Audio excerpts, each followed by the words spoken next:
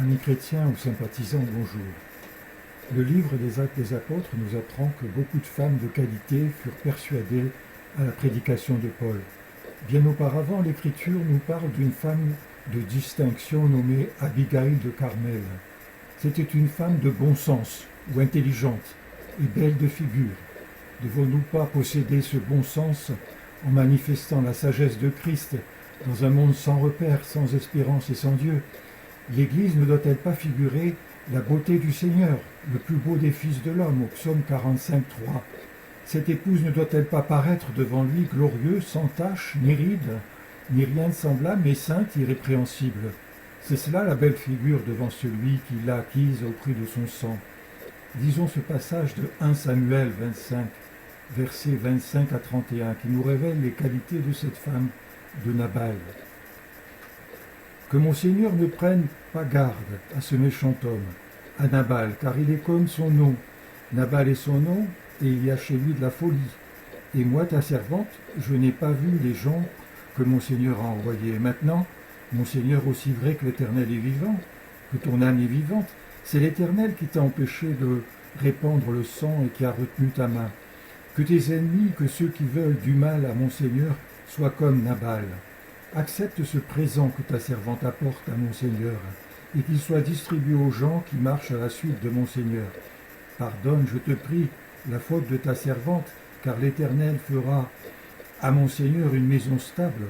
Pardonne, car mon Seigneur soutient les guerres de l'Éternel, et la méchanceté ne se trouve jamais en toi. S'il s'élève quelqu'un qui te poursuive, et qui en veuille à ta vie, l'âme de mon Seigneur sera liée dans le faisceau des vivants. Auprès de l'Éternel ton Dieu, il lancera du creux de la fronde l'âme de tes ennemis.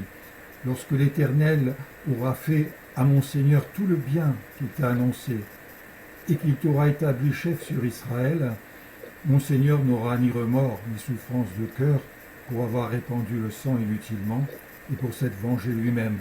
Et lorsque l'Éternel aura fait du bien à mon Seigneur, souviens-toi de ta servante. Elle a su aller au-devant du roi David pour le convaincre de ne pas verser le sang innocent. Elle se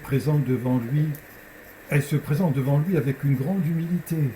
Elle reconnaît sa royauté, sa légitimité et l'encourage à la clémence dans cette situation difficile. Le roi d'Israël confirmera son bon sens et sera ainsi empêché de se venger et de faire un mal regrettable.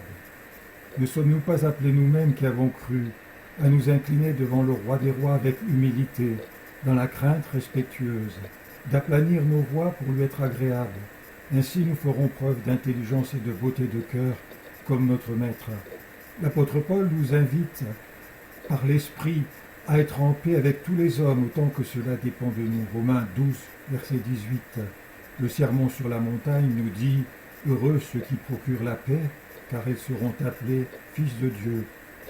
Abigail de Carmel est devenue la femme du roi David, comme tout croyant authentique qui fera partie de l'épouse de Christ, pourvu qu'il persévère jusqu'à la fin. Que le Dieu de toute consolation vous multiplie sa grâce et sa paix dans cette marche vers l'éternité.